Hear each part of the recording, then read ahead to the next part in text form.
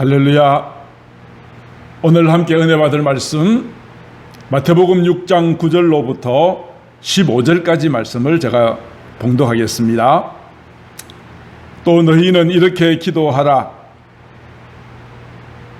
하늘에 계신 우리 아버지여, 이름이 거룩히 여김을 받으시오며 나라가 임하시오며 뜻이 하늘에서 이루어진 것 같이 땅에서도 이루어지이다. 오늘 우리에게 일용할 양식을 주시옵고 우리가 우리에게 죄 지은 자를 사하여 준 것 같이 우리 죄를 사하여 주시옵고 우리를 시험에 들게 하지 마시옵고 다만 악에서 구하시옵소서. 나라와 권세와 영광이 아버지께 영원히 있사옵나이다. 아멘. 너희가 사람의 잘못을 용서하면 너희 하늘 아버지께서도 너희 잘못을 용서하시려니와 너희가 사람의 잘못을 용서하지 아니하면 너희 아버지께서도 너희 잘못을 용서하지 아니하시리라. 아멘. 자, 오늘 함께 은혜 받을 말씀은 예수님께서 저희들에게 가르쳐 주신 기도의 모범 주기도문 가운데 우리 죄를 용서하여 달라는 기도에 대하여서 함께 생각을 해보고자 합니다. 주기도문은 예수님께서 우리들에게 가르쳐 주신 기도의 가장 완벽한 모델입니다. 우리가 기도할 때에 그 기도의 내용에 있어서도 먼저 우선순위가 있다는 것을 예수님께서 말씀하셨어요. 너희는 먼저 그의 나라와 그의 의를 구하라. 이방 사람들은 무엇을 먹을까 마실까 입을까를 구하지만 우리가 먼저 구할 것은 하나님의 나라와 그의 의다 말씀하시고 주기도문을 통해서도 그러한 내용을 보여주십니다. 먼저 하나님을 위한 기도는 아버지의 이름 거룩히 여김을 받으시옵소서. 아버지의 나라가 임하시옵소서. 그리고 아버지의 뜻이 이루어지게 해달라는 기도였습니다. 그리고 우리를 위한 세 가지 기도 제목이 있습니다. 우리가 지난 주일날 살펴보았죠. 우리에게 일용할 양식을 주시옵소서. 그리고 우리의 죄를 용서하여 주시고 우리가 시험에 빠지지 않도록 구원해달라는 세 가지의 기도가 나오는 것입니다. 어떤 성도님이 주기도문을 할 때마다 마음이 참 불편하다고 이야기를 들은 기억이 납니다. 아니, 주기도문 하는데 왜 마음이 불편할까요? 그 이유는 바로 오늘 본문 때문에 그렇습니다. 우리가 우리에게 죄 지은 자를 사하여 준 것 같이 우리 죄를 사하여 달라는 기도. 이 그 성도에게는 도무지 용서할 수 없는 사람이 있었거든요. 예수를 믿고 나의 죄 용서함을 간절히 바랐지만은 앞에 나와 있는 것처럼 우리에게 죄 지은 자를 사하여 준 것 같이 이 말이 그에게 걸림이 되었던 거예요. 사하여 준다는 말이 무슨 말일까? 한자 말인데요. 용서할 사자입니다. 그래서 우리의 죄를 용서하여 달라는 그런 기도가 오늘 본문의 기도인 것이죠. 자, 그렇다면 우리가 용서받아야 될 죄는 어떤 것일까 하는 것입니다. TV에서 우리가 각종 여러 국무위원들을 임명할 때 청문회를 하잖아요. 청문회를 하면 그 공직 후보자의 과거에 대해서 언론과 청문위원들이 이잡듯이 샅샅이 뒤집니다. 그 사람이 과거에 탈시한 것은 없는지 아니면 위장전입이나 부동산 투기나 자녀의 부정입학, 논문의 표절 그야말로 탈탈 털리는 기분으로 그 사람의 모든 것들을 다 끄집어내고 공격을 하고 검증을 하죠. 그뿐 아니라 주변에 아무도 없다고 함부로 행동했던 것이 나중에 보니까 CCTV에 의해서 자기 자신의 행동이 전부 다 촬영이 되어서 부끄러움을 당하는 경우도 있습니다. 인사청문회, CCTV 이런 것들을 보면서 저는 어떤 것을 생각한 줄 아세요? 우리가 언젠가 하나님의 심판대 앞에 서게 될 우리의 모습을 생각해 보았습니다. 사람들로부터는 거룩하다, 그 사람은 경건하다, 도덕적이다 칭찬을 받았을지 모르겠지만 청문회를 통해서 인간적인 검증은 한계가 있지만 청문회를 통해서도 그 사람의 흠이라든지 이런 것들이 낱낱이 드러나고 해명을 하고 그런 과정을 거쳐야 되는데, 우리가 하나님 앞에 서게 되어진다면 하나님께서는 우리의 행동과 말과 우리의 생각까지 다 감찰하시는 분이라서 하나님의 심판대 앞에서 나의 모든 죄가 낱낱이 드러나게 될 때에 부끄러워서 그곳에 서 수 있을 사람은 아무도 없을 것입니다. 사도 바울은 이렇게 이야기하였습니다. 로마서 3장 10절로 12절에서 의인은 없으니 하나도 없다. 바꾸어 말하면 무엇이죠? 저도 여러분들도 죄인이란 뜻입니다. 여러분이 부인하든 시인하든지 상관없이 하나님이 보실 때 우리 모든 사람은 다 죄인이다. 이 땅에 의인은 하나도 없다. 깨닫는 자도 없고 하나님을 찾는 자도 없고 모두 무익한 자요 선을 행하는 자가 없으니 하나도 없다고 말씀하셨습니다. 우리 모두 다 하나님이 보실 때는 죄인입니다. 이 말씀 앞에서 우리는 나는 죄 없어요 라고 항변할 것이 아니라 그렇습니다, 나는 죄인입니다 라고 하나님 앞에 인정하고 나의 죄를 자복하는 것이 우리에게 필요할 것입니다. 만약에 우리가 나는 죄 없다라고 말하면 어떻게 될까요? 사도 요한은 이렇게 말합니다. 우리가 죄가 없다고 말하면 자기 자신을 스스로 속이는 것이다. 그리고 진리가 우리 속에 있지 않다고 이야기하였습니다. 결론은 이렇습니다. 우리 모두 다 죄인입니다. 죄가 없다고 말하는 것은 내가 스스로 속는 것입니다. 그것은 사실이 아닙니다. 그러므로 예수님께서 우리의 죄를 용서해 달라고 기도하라고 하신 이유도 여기에 있습니다. 왜요? 우리가 날마다 죄를 짓고 살아가기 때문입니다. 죄를 먹고 마시며 살아가기 때문입니다. 내 마음은 원치 않지만 내 육신이 연약해서 죄악 가운데 빠지기도 하고 하나님의 말씀에 불순종할 때도 많이 있기 때문이죠. 육의 양식을 위해서 날마다 일용할 양식을 구해야 되는 것처럼 날마다 내가 순간순간마다 지은 나의 영적인 모든 죄에 대하여서 우리는 일용할 양식을 구하듯이 날마다 아버지 하나님 앞에 나의 죄를 자복하고 회개하는 그런 기도가 우리에게 필요한 것이죠. 그렇다면 도대체 죄가 무엇인가? 아니 내가 도대체 무슨 죄를 그렇게 많이 지었다는 것인가? 그렇게 항변한 사람이 있을 거예요. 그러나 우리가 한 가지 분명한 것은 여기서 말하는 죄는 사람의 관점이나 어떤 나라의 법이 아니라 하나님이 보실 때 어떠냐 하는 하나님의 시선에서 보아야 하는 것이죠. 그러므로 우리가 용서를 구해야 될 가장 근본적인 죄는 무엇일까요? 하나님을 믿지 않는 죄입니다. 이것은 세상의 법으로는 아무 문제가 되지 않지만 하나님이 보실 때는 하나님을 믿지 않는 것, 이것보다 더 큰 죄는 없고 이것이 우리 모든 죄의 근원이 되어지는 것입니다. 아담과 하와가 하나님께로부터 에덴 동산을 물려받았습니다. 하나님께서는 동산의 모든 실과를 다 허락하여 주셨습니다. 그것은 두 사람이 쓰고도 남음이 있을 만큼 넉넉한 것이었습니다. 선악과 열매를 먹으면 죽는다고 말씀하셨습니다. 그런데 아담과 하와의 마음속에는 이 하나님의 말씀에 대한 완전한 신앙의 자리까지 이르지는 못하였던 것 같습니다. 그래서 뱀이 와서 하와야 그거 먹어도 안 죽어. 내 눈이 밝아져서 네가 하나님처럼 될 거라 하는 이 말을 듣고 하나님의 말씀, 하나님의 명령을 어기고 선악과 열매를 따먹어버렸습니다. 뱀의 말을 듣는 순간 그 열매는 먹음직하였고 보암직하였고 지혜롭게 할 만큼 탐스러웠습니다. 나의 생각이 앞서는 순간 하나님의 말씀은 뒷전으로 흘러가 버리고 그 열매를 자기도 따먹고 남편에게도 주었습니다. 그 결과가 어떠하였습니까? 이 땅에 하나님이 말씀하신 대로 죽음이 오고 죄가 들어왔고 그는 에덴 동산에서 쫓겨났고 땅은 저주를 받게 되어졌던 것 아닙니까? 그 이후에 인류의 모든 역사는 계속하여 하나님을 대적하고 하나님께서 심판하시고 하는 그런 반복이 인류의 역사라고 해도 과언이 아닐 것입니다. 근본적으로 하나님을 믿지 아니하는 것이 가장 모든 죄의 근본이라고 말씀을 드렸습니다.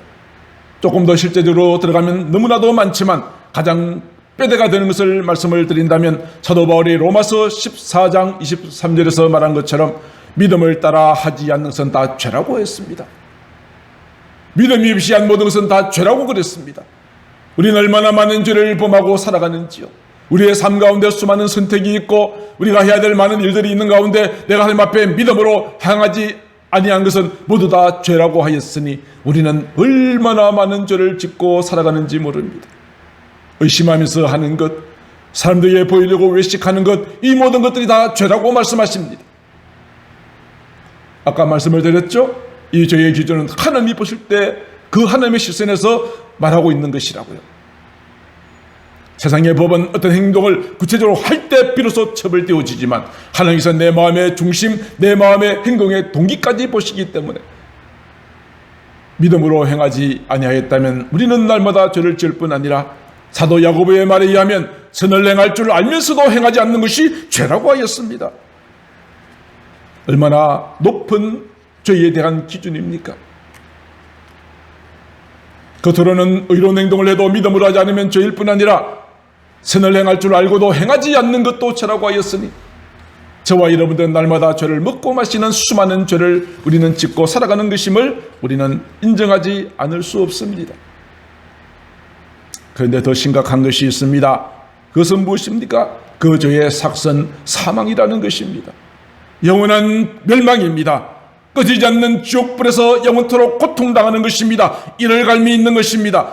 죄는 우리 영혼의 암과 같은 존재입니다. 암은 자그마한 것이라도 그냥 내버려두면 점점 더 정상세포를 갉아먹고 내 육신의 생명을 빼앗아가는 것처럼 내 속에 작은 죄라도 남아있으면 내 영혼을 병들게 만들고 하나님을 떠나게 만들고 마침내 영원한 파멸에 이를 수밖에 없게 되어지는 것입니다. 암은 초기에 잡아내야 되는 것처럼 우리 마음속에 어떠한 죄라도 나쁜 생각, 악한 생각이 머물지 못하도록 우리는 날마다 말씀으로 성령으로 충만할 뿐 아니라 주님 앞에 날마다 기도하는 삶이 되어져야 할 것입니다. 사도 바울은 데살로니가전서 5장 21절 22절 이렇게 말합니다. 범사에 헤아려 좋은 것을 취하고 악은 어떤 모양이라도 버리라고 하였습니다. 사랑하는 성도 여러분, 이제 날마다 우리는 하나님의 거룩한 말씀으로 성령으로 주님 앞에 회개함으로 내 속에 죄악이 뿌리를 내리지 못하도록 날마다 주님을 닮아져가는 삶, 어둠이 아니라 빛 가운데 가는 삶을 살아가시는 저와 여러분들 되시기를 주님의 이름으로 축복합니다. 자, 오늘 예수님께서는 이러한 모든 기도에 대하여서 우리의 죄를 용서하여 달라고 기도하라 하셨습니다. 우리는 죄를 용서받지 않으면 안 될 죄인입니다. 우리의 근본을 생각해 볼까요? 우리는 죄악 중에서 태어났습니다. 어머니가 나를 죄악 중에서 잉태하였습니다. 우리는 죄 중에서 태어났을 뿐 아니라 우리는 날마다 죄를 짓고 죄를 먹고 마시며 살아갑니다. 이를 통하여 하나님과 원수가 되었습니다. 멸망을 받을 수밖에 없는 자가 되었습니다. 그러나 하나님이 세상을 이처럼 사랑하사 저와 여러분들을 이처럼 사랑하사 독생자 예수 그리스도를 보내주셨습니다. 마땅히 내가 죽어야 될 그 자리에 주님께서 죽으셨습니다. 내가 달려야 할 십자가에 주님이 달리셨습니다. 내가 당하여야 할 수치와 모욕을 주님이 당하셨습니다. 그가 찔림은 우리의 허물 때문이요 그가 상함은 우리의 죄악 때문이라고 주님은 말씀하여 주셨습니다. 우리가 주님 앞에 서게 되어진다면 우리는 하나님의 심판을 면할 수 없게 될 것입니다. 그때 우리 예수님께서 우리를 변호하십니다. 나의 모든 죄가 낱낱이 드러나 고개 들 수 없을 만큼 부끄러움을 느끼고 절망에 빠져 있을 그 순간 주님께서 말씀하실 것입니다. 아버지여, 이 사람은 분명히 죄인은 맞습니다. 그러나 이 사람이 지어야 할 모든 죄의 값을 내가 대신 십자가에서 졌습니다. 이 사람은 나를 믿었습니다. 내가 흘린 십자가 보혈의 피로 이 사람의 죄가 깨끗하게 씻김을 받았습니다. 하나님께서는 우리의 죄를 보시는 것이 아니라 주님의 십자가를 믿는 믿음을 보시고 우리의 죄를 깨끗하게 하시고 우리의 모든 죄를 용서하여 주시고 우리를 구원해 주시는 것입니다. 우리의 진정한 변호자가 되시는 예수 그리스도, 그분의 이름을 찬양합니다. 로마서 5장 8절에 이렇게 말합니다. 우리가 아직 죄인 되었을 때에 그리스도께서 우리를 위하여 죽으셨다. 하나님께서 우리에 대한 자기의 사랑을 확정하셨다라고 말씀하고 있습니다. 하나님을 믿지 않는 사람들은 하나님의 심판대 앞에서 스스로 자기 자신을 변호해야 합니다. 변호해야 될 자신은 수많은 죄를 지었기 때문에 이것은 하나님 앞에 통할 리가 없습니다. 주를 믿지 않는 자는 자기가 지은 죄값으로 영원한 지옥에 갈 수밖에 없게 되었는데, 저와 여러분들은 웬 은혜인지 웬 사랑인지 주님의 은혜로 나의 죄가 깨끗하게 씻김받고 용서받아 영원한 천국 백성이 되어졌으니 날마다 이 은혜를 감사하며 찬양하며 주께 나아가는 자가 되어지기를 간절히 소망합니다. 다윗도 그가 우리아의 아내를 범한 죄를 지었었죠. 그 죄를 하나님의 사람이 하여 지적받았을 때에 그 마음이 애통하였습니다. 왕의 자리에서 내려와서 왕복을 벗고 굵은 베옷을 입고 침상을 적셔가며 회개하며 기도합니다.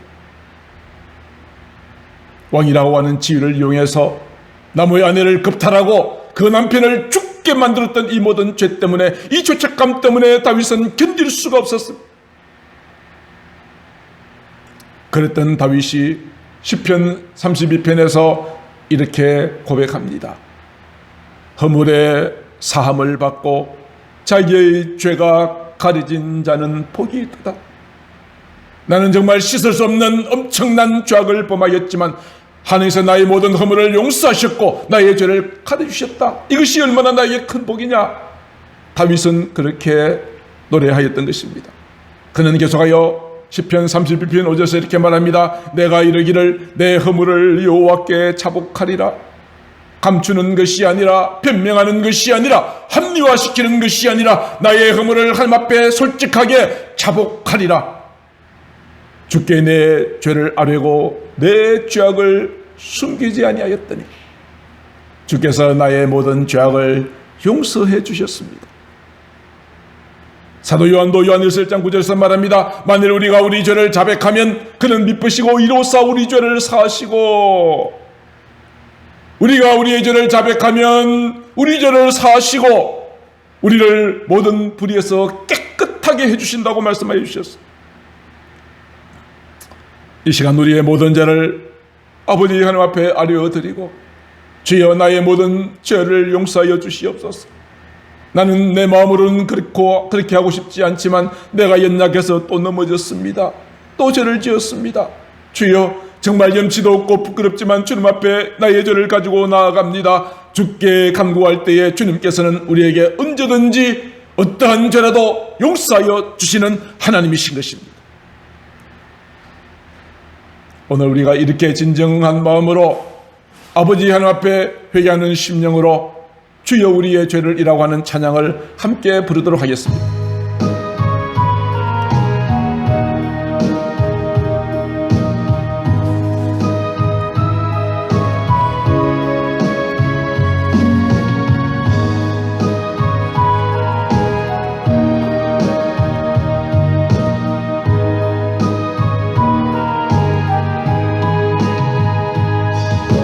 주여 우리의 죄를 용서하여 주소서. 지난 날의 잘못을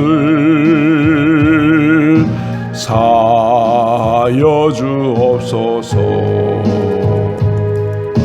주여 우리의 죄를 용서하여 주소서. 지난 날의 잘못을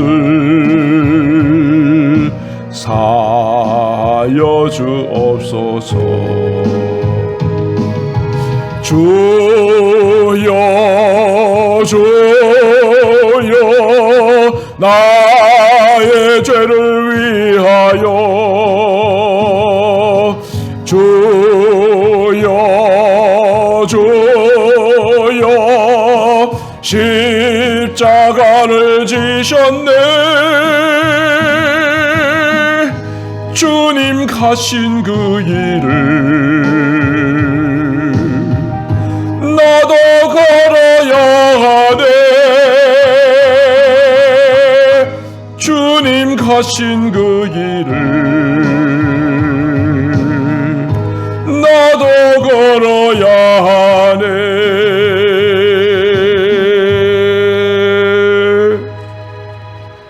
오늘 우리가 진정한 마음으로 주께 회개하며 나아갈 때에 주님께서 우리의 모든 죄를 사하시고 깨끗게 해 주실 줄로 믿습니다. 이제 마지막으로 오늘 이 기도에 이런 앞에 전제 조건이 붙어 있네요. 우리가 우리에게 죄 지은 자를 사하여 준 것 같이 우리 죄를 사하여 주시옵소서. 하나님께로부터 우리 죄 용서를 받기 위한 앞에 나와 있는 이 내용은 우리에게 무엇을 의미하는 것일까요? 일반적으로 세상에 악한 사람들을 두고 하는 말이 아닙니다. 바로 나 자신에게 죄를 지은 사람이 있어요. 나를 박해하고 나를 아프게 만들고 나를 힘들게 했던 바로 그 사람에게 용서를 베풀라는 그런 말씀이 앞에 나와 있습니다. 주기도문에 이 내용만 있는 것이 아닙니다. 12절에 이 말씀이 있을 뿐 아니라 14절과 15절에도 이렇게 말씀하고 있죠. 너희가 사람의 잘못을 용서하면 너희 하늘 아버지께서도 너희 잘못을 용서하시려니와 너희가 사람의 잘못을 용서하지 아니한다면 너희 아버지께서도 너희 잘못을 용서하지 아니하신대요. 반복하여서 주기도문 내용 가운데 이 부분은 반복해서 예수님께서 강조하고 계십니다. 그만큼 중요하다는 의미가 되겠습니다. 우리가 왜 다른 사람의 죄를 용서해 주어야 할까요? 여기에 대한 세 가지만 말씀을 드리고 말씀을 마치고자 합니다. 첫 번째로 우리가 먼저 하나님께로부터 큰 죄의 용서함을 받았기 때문입니다. 나의 모든 큰 죄를 하나님께로부터 이미 탕감받은 자이기 때문에 그렇습니다. 마태복음 18장에 보면은 한 종의 이야기가 나옵니다. 그 종은 왕에게 1만 달란트를 빚졌습니다. 1만 달란트. 이것은 그 종이 평생 벌어도 갚을 수 없고 자기가 가진 모든 것을 다 팔아도 도무지 갚을 수 없을 만큼의 큰 금액입니다. 왕이 그에게 빚을 갚으라 하니 그 사람은 엎드려서 말합니다. 왕이여, 조금만 기다려 주십시오. 갚겠습니다. 그러나 왕은 압니다. 그 돈은 이 종이 도무지 갚을 수 없는 큰 금액이라는 사실을 왕이 모를 리가 있겠습니까? 그러나 이 종이 엎드려서 간구하니까 왕은 불쌍히 여겨서 그자의 이 엄청난 1만 달란트의 빚을 탕감해 줍니다. 큰 빚을 탕감받은 이 사람이 기쁜 마음으로 바깥에 나오다가 어느 한 동료를 만났습니다. 그 동료는 자기 자신에게 100데나리온을 빚진 자입니다. 탕감받은 1만 달란트와 100데나리온은 비교도 되지 않을 만큼의 차이가 있습니다. 이미 1만 달란트를 탕감받은 이 종이 자기에게 100달란트 빚진 자를 멱살을 잡고 빚을 갚으라고 이야기합니다. 그 동료가 말합니다. 조금만 참아줘서 내가 갚겠습니다. 아니야, 내 말 믿을 수 없어. 이 빚을 갚기 전에 나오지 못할 거야 하면서 감옥에 쳐넣어버렸습니다. 이 사실을 옆에서 지켜보고 있던 사람이 너무나 민망한 것입니다. 아니, 저 친구는 1만 달란트를 탕감받았는데 100데나리온 빚진 자를 저렇게 냉정하게 하다니. 즉시 왕에게 이 사실을 보고합니다. 왕은 노하였습니다. 그래서 즉시 잡아오라고 말합니다. 그리고 이 종에게 말하지요. 마태복음 18장 32절 악한 종아, 네가 빌기에 내가 네 빚 전부를 탕감해 주었거늘. 내가 너를 불쌍히 여김과 같이 너도 네 동료를 불쌍히 여김이 마땅하다. 우리가 하나님으로부터 큰 죄의 용서함을 받고 그렇게 된다면 우리가 다른 사람의 죄를 용서하고 불쌍히 여기는 것은 나의 공로도 아니요 대가도 아니요 마땅하다라고 말씀하고 있습니다. 마땅한 것입니다. 남을 용서했다고 내가 공치사할 것도 없습니다. 내가 이미 1만 달란트를 탕감받은 자이므로 100데나리온 빚진 자, 나에게 어려움을 주고 상처를 주었던 그 사람을 용서하는 것은 마땅한 일이다. 예수님께서 그렇게 말씀하셨습니다. 우리의 죄보다 하나님의 사랑은 더욱 크십니다. 다시 말씀드립니다. 우리의 죄보다 하나님의 사랑은 더욱 풍성하십니다. 우리가 다른 사람을 용서할 때에 우리를 용서해 주신 하나님의 마음을 알게 됩니다. 도무지 용서할 수 없는 그 사람, 내가 말씀을 따라서 내가 탕감받은 그 은혜를 감사하는 마음으로 용서해 주었습니다. 그때서 하나님께서 나 같은 죄인을 용서해 주신 것이 어떤 것인가 하는 것을 하나님의 마음을 알게 된다 이 말입니다.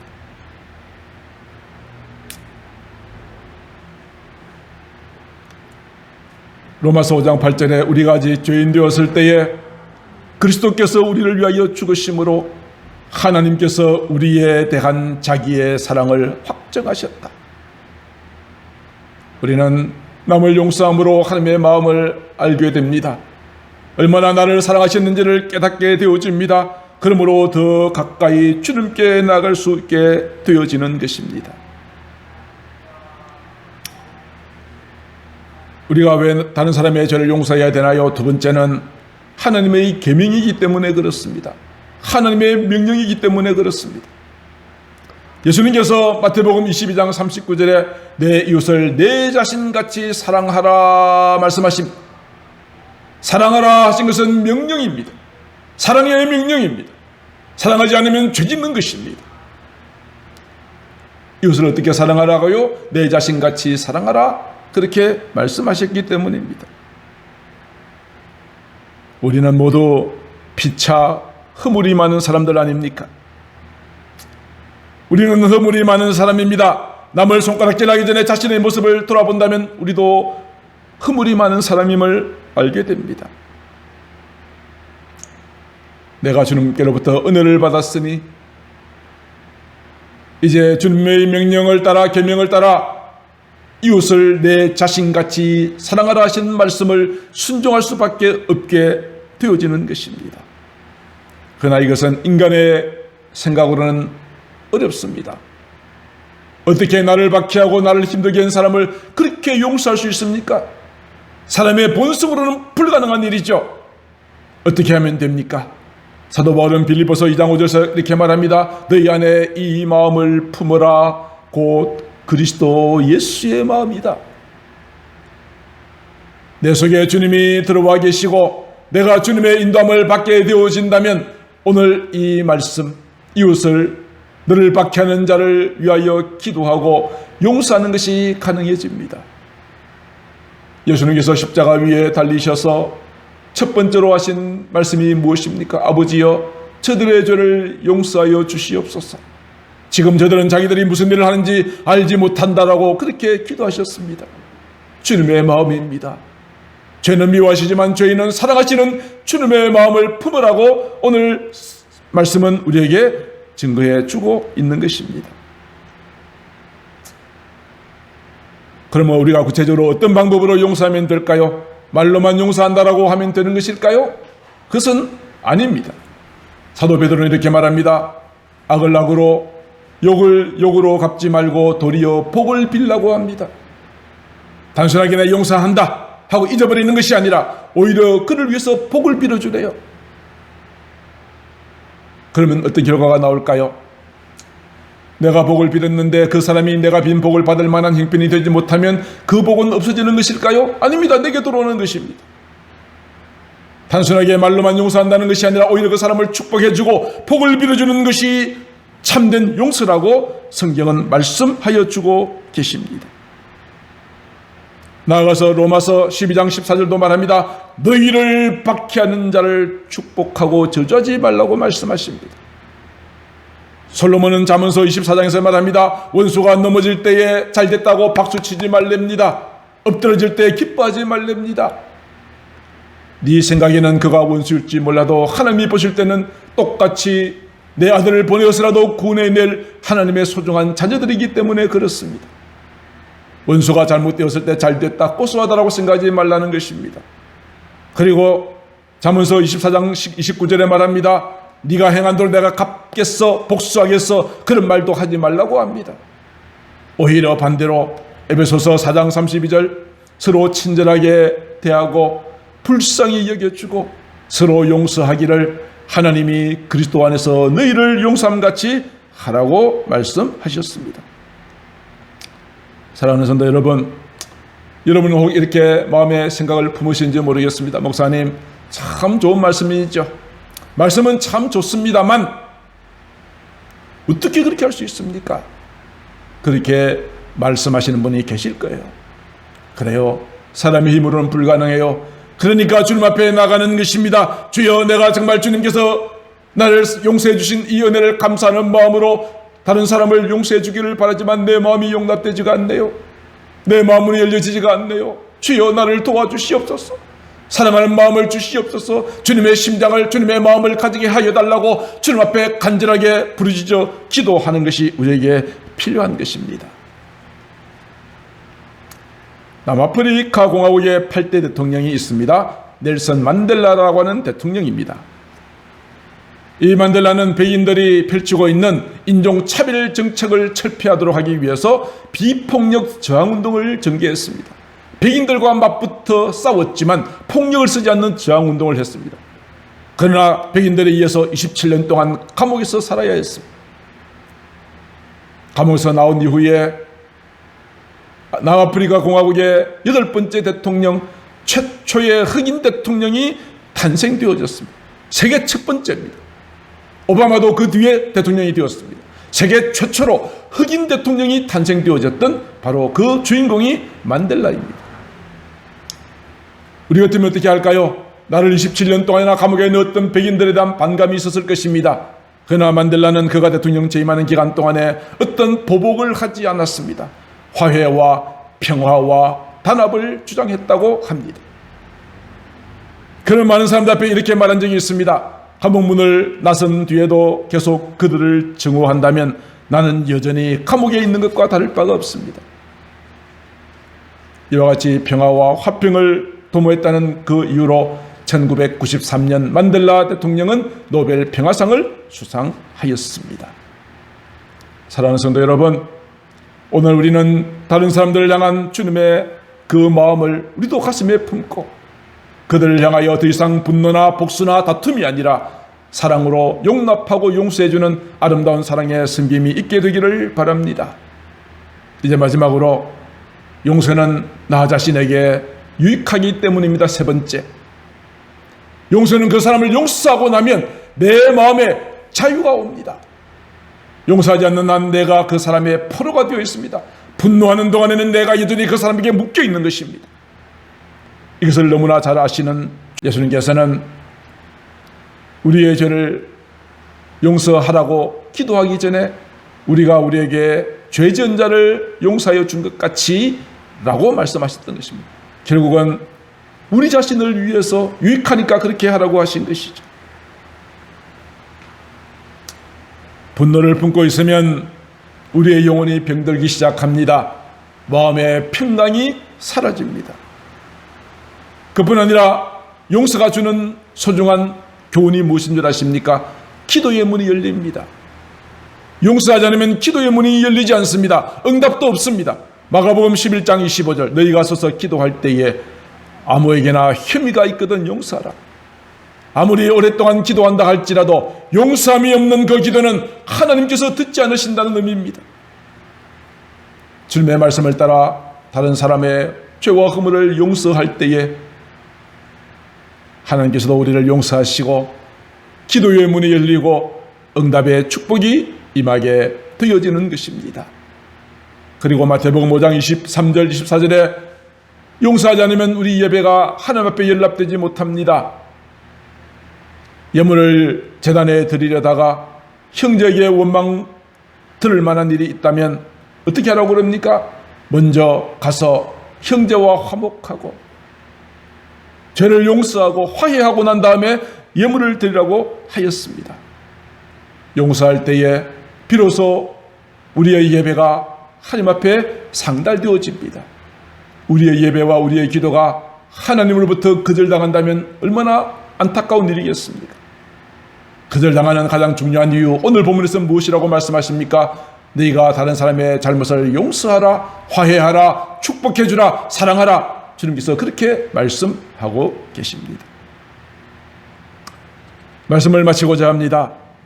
사랑하는 성도 여러분, 우리는 다른 사람의 죄를 용서하지 못한 것을 큰 죄로 여기지 않습니다. 우리가 어쩌면 짓고 있는 죄 가운데 용서하지 않는 죄가 참 많을지 모르겠습니다. 우리가 다른 사람의 죄를 용서할 때 하나님께서도 우리의 죄를 용서해 주실 것입니다. 우리의 기도가 하나님 앞에 상달될 것입니다. 우리의 예배가 하나님께서 기뻐 받으시는 예배가 될 것입니다. 우리 마음에 감사와 찬양이 넘치게 될 것입니다. 아름다운 성도의 교제가 있게 될 것입니다. 복수와 복수의 피해 순환이 아니라 이제는 서로가 화평의 손길을 함께 잡고 믿음으로 나가게 될 줄로 믿습니다. 하나님의 거룩한 복이, 하나님의 천국의 삶이 바로 이 땅에서 이루어지는 그곳, 거기에는 진정한 용서가 있고 사랑이 있는 것입니다. 이 귀한 사랑과 축복을 온전히 받아 누리시는 저와 여러분들 다 되실 수 있기를 우리 주 예수님의 이름으로 축복합니다. 아멘. 기도하겠습니다. 사랑하는 하나님 아버지, 우리의 마음속에는 여전히 용서하지 못한 분노가 있고 미움이 있습니다. 그 미움이 우리의 영혼을 병들게 하였고 우리의 기도가 응답되지 못하게 하였고 구원의 감격을 잊어버린 그러한 모습으로 살아가게 되어졌습니다. 오늘 말씀을 통하여 깨달았습니다. 나는 할 수 없지만 주님의 마음을 가지고 이웃을 용서하며 사랑할 수 있는 마음을 저희들에게 허락하여 주시옵소서. 그래야 이 나라 이 민족도 서로 미워하고 분열하고 다투는 그런 안타까운 모습들을 보이고 있습니다. 이제 주님의 사랑으로 이 나라가 온전히 주님의 말씀으로 하나 되어지는 거룩한 역사가 나타날 수 있도록 인도하여 주시옵소서. 사랑이 많으신 우리 구주 예수님 이름으로 기도드리옵나이다. 아멘.